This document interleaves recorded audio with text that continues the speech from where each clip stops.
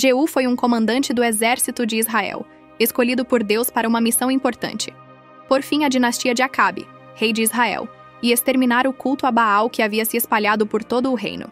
Sua história está registrada na Bíblia no livro de 2 Reis, capítulos 9 e 10. Fica conosco e vamos conhecer todos os detalhes sobre o reinado de Jeú descrito na Bíblia. Mas antes, se inscreva no canal, deixe seu like e ative o sininho das notificações, para ser avisado sempre que tiver vídeo novo no canal. Jeú foi ungido como rei por ordem de Deus, através do profeta Eliseu, para cumprir os julgamentos divinos sobre a casa de Acabe e Jezabel, sua esposa, por causa de seus muitos pecados. A Bíblia diz no livro de 2 Reis, no capítulo 8, que após Jorão, rei de Israel, ser ferido pelos sírios em uma batalha, ele voltou a Jezreel para se recuperar dos ferimentos sofridos em Ramote.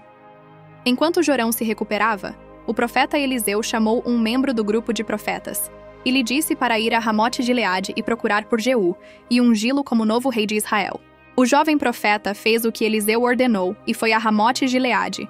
Chegando lá, derramou o óleo sobre a cabeça de Jeú e disse: Assim diz o Senhor, o Deus de Israel: Eu o ungi rei de Israel, o povo do Senhor.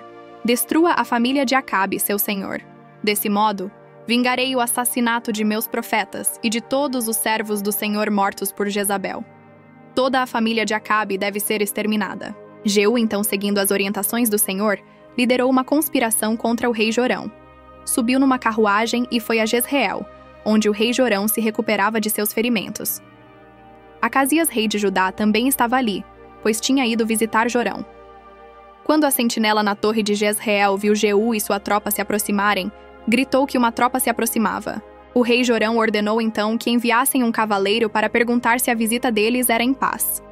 O cavaleiro foi ao encontro de Jeú, porém não retornou para dar notícias, pois Jeú o convidou para se juntar a eles. Ao saber disso, o rei enviou outro cavaleiro e esse também não retornou.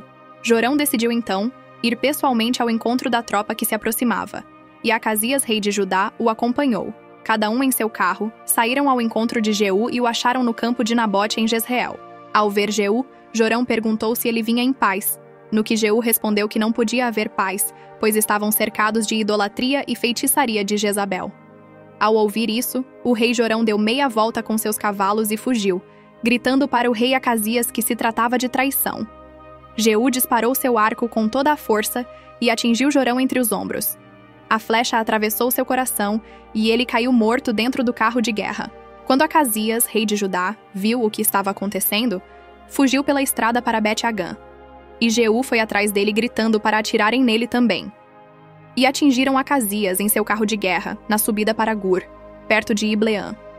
Ele conseguiu ir até Megido, mas morreu ali. E assim, no mesmo dia, morreu Jorão, rei de Israel, e Acasias, rei de Judá. Jorão era filho de Acabe e Jezabel. E quando Jezabel soube que Jeú tinha chegado a Jezreel, pintou os olhos, arrumou os cabelos e sentou-se em frente a uma janela. Quando Jeú entrou pela porta do palácio, ela gritou para ele e o afrontou. Jeú olhou para cima, viu Jezabel na janela e gritou para que os oficiais a jogassem para baixo. Eles a jogaram pela janela, e o sangue espirrou na parede e nos cavalos.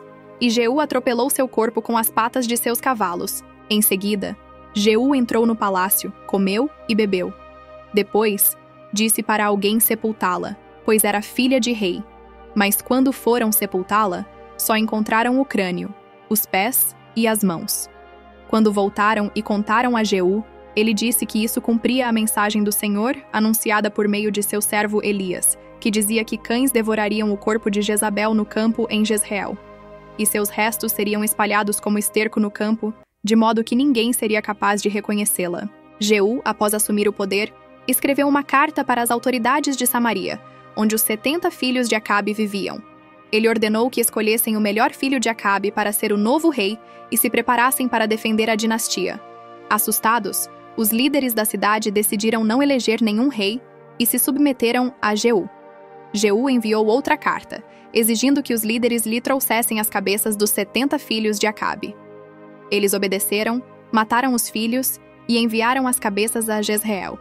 Jeú exibiu as cabeças em 2 montes no portão da cidade e declarou à população que ele havia conspirado contra Acabe, mas que a morte de seus filhos cumpria a profecia de Elias contra a casa de Acabe. Jeú continuou sua missão, eliminando todos os parentes, amigos e aliados de Acabe em Jezreel e Samaria.